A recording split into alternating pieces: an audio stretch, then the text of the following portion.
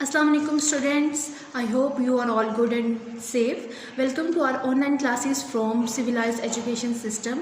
I have recorded an online lecture for class pre-9th. Subject is physics. Unit number 1, physical quantities and measurements. सबसे पहले तो हम ये define करेंगे कि साइंस बेसिकली है क्या। फिज़िक्स बेसिकली साइंस की ही एक ब्रांच है, लेकिन हम इससे पहले हम साइंस को अंडरस्टैंड करेंगे साइंस क्या है। The knowledge gained through observation and experience is called science. Knowledge का मतलब होता है इल्म, गेंड जो कि हासिल किया जाता है थ्रू द ऑब्जर्वेशन, अपने मुशाहिदे से, एंड एक्सपीरियंस और अपने तजुर्बे से, इज़ कॉल्ड साइंस। उसको साइंस कहते हैं। बेसिकली हम जिस इन्वायरमेंट में रह रहे हैं उसकी डिफरेंट चीज़ों को हम ऑब्जर्व करते हैं, उनको एक्सपीरियंस करते हैं। ठीक है, तो इस सारी नॉलेज को जब हम कलेक्ट करते हैं तो वो एक साइंस का जो है वो एक नॉलेज है वो हमें मिलता है उससे।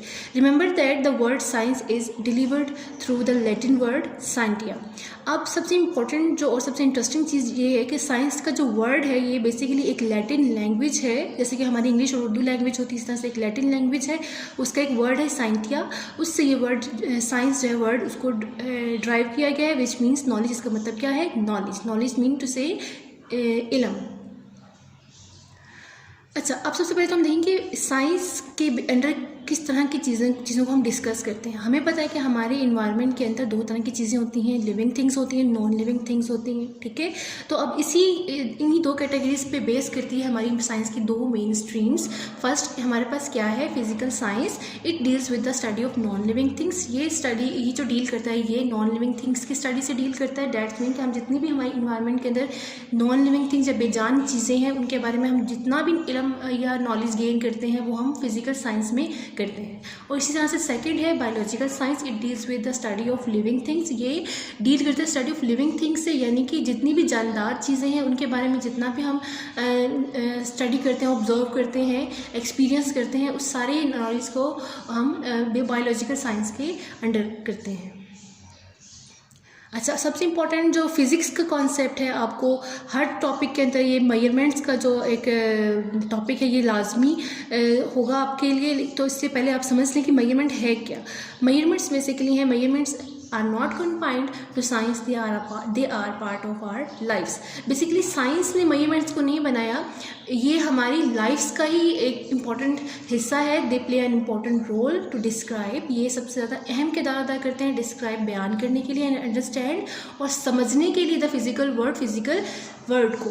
जैसे कि एग्जाम्पल के तौर पर मैं आपको बताती हूँ, जैसे कि आप वॉक करते हैं तो आप अपने डिस्टेंस को मेजर कर रहे हैं। ठीक है, जब आप किसी को बताएंगे कि मैंने कितना डिस्टेंस कवर किया तो डेफिनेटली आप मीटर्स या किलोमीटर के का वर्ड जो है उसको यूज़ करेंगे कि मैंने जो है वो 2 मीटर की वॉक की। तो डेट्स मीन कि आपने अपने बात को डिफ़ाइन करने के लिए एक यूनिट को यूज़ किया। ठीक है, अगर आप सिर्फ इतना कहने कि मैंने 2 तक जो है वो वॉक की है तो कोई भी अंडरस्टैंड नहीं कर पाएगा इस चीज़ को कि 2 बेसिकली क्या है।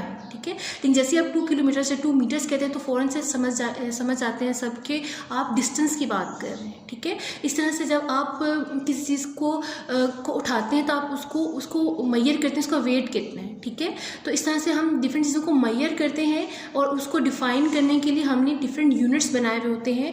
डिफरेंट यूनिट्स हैं, ऐसा यूनिट जो कि हम उनको मेजर करने के लिए इस्तेमाल करते हैं। इसकी ज़्यादा डिटेल हम अगले टॉपिक्स में, अगले लेक्चर्स में ज़्यादा पढ़ेंगे। अभी के लिए आप सिर्फ इसकी डेफिनेशन को याद रखें। अच्छा, अब सबसे इंपॉर्टेंट चीज़, आपकी बुक का नेम भी फिजिक्स है और अब हम पढ़ने जा रहे हैं कि फिजिक्स बेसिकली है क्या। ठीक है, physics is the branch of science that deals with the matter, energy and their relationship. अब फिजिक्स बेसिकली साइंस की वो ब्रांच है जो कि डील करती है मैटर के साथ और एनर्जी के साथ। मैटर क्या होता है? मैटर बेसिकली हमारे इन्वायरमेंट के अंदर मौजूद मटेरियल को कहते हैं। मटेरियल अब हमारे आसपास डिफरेंट तरह का होता है। अगर इसको साइंस की वे में देखा जाए तो ये 3 तरह का होता है। सॉलिड मटेरियल होते हैं, हमारी लिक्विड मटेरियल्स होते हैं, उसके अलावा गैस फॉर्म में हमारे मटेरियल्स होते हैं। ठीक है, और एनर्जी जो हमारे इन्वायरमेंट में डिफरेंट सोर्सेज जो हैं वो एनर्जी प्रोड्यूस कर रहे हैं, वो उस एनर्जी को स्टडी किया जाता है। एंड देयर रिलेशनशिप, और फिर मैटर और एनर्जी के अपने आपस के रिलेशनशिप को इसके अंदर स्टडी किया जाता है कि मैटर और एनर्जी का आपस में क्या रिलेशन है। Branches of physics. अब पहले तो मैं आपको ये बता दूं कि साइंस और फिजिक्स में डिफरेंस क्या है। तो साइंस और फिजिक्स में डिफरेंस ये है कि साइंस बेसिकली ऑल ओवर जितनी भी यूनिवर्स में ऑब्जेक्ट्स हैं, एलिमेंट्स हैं, उनके जो कलेक्टिव उनका नॉलेज है उसको हम साइंस कहते हैं। और फिर साइंस को कि मटेरियल को डिफरेंट कैटेगरीज में जब डिवाइड किया जाता है तो फिर उसके अकॉर्डिंग हमारी साइंस की ब्रांचेस भी डिफरेंट हो जाती हैं, ठीक है। फिजिक्स को आप हमने पढ़ लिया कि वो बेसिकली मटेरियल्स, फिजिकल मटेरियल्स के बारे में हम उसके अंदर पढ़ते हैं। तो अब इसी तरह से फिजिक्स ही फर्दर आगे ब्रांचेस हैं जो कि जिनकी नाम हम पढ़ेंगे।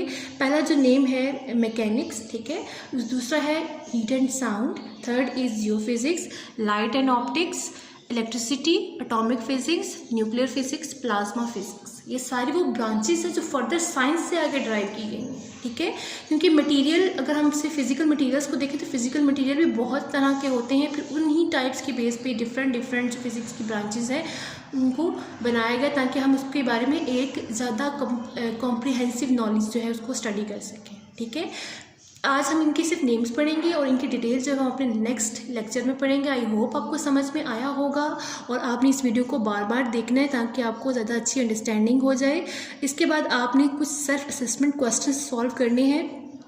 फर्स्ट है डिफाइन साइंस, तो आपने लेक्चर में सुन लिया डिफाइन साइंस क्या है, इसकी डेफिनेशन आपने याद भी करनी है और फिर नोटबुक पे लिखना है। इस तरह से बाकी सारे क्वेश्चन की डेफिनेशंस और इनके आंसर्स को आपने नोटबुक पे लिखना भी है और याद भी करना है, ठीक है। This is the end of our class. Thank you so much for your time. Have a good day. Stay home, stay safe. Thank you so much.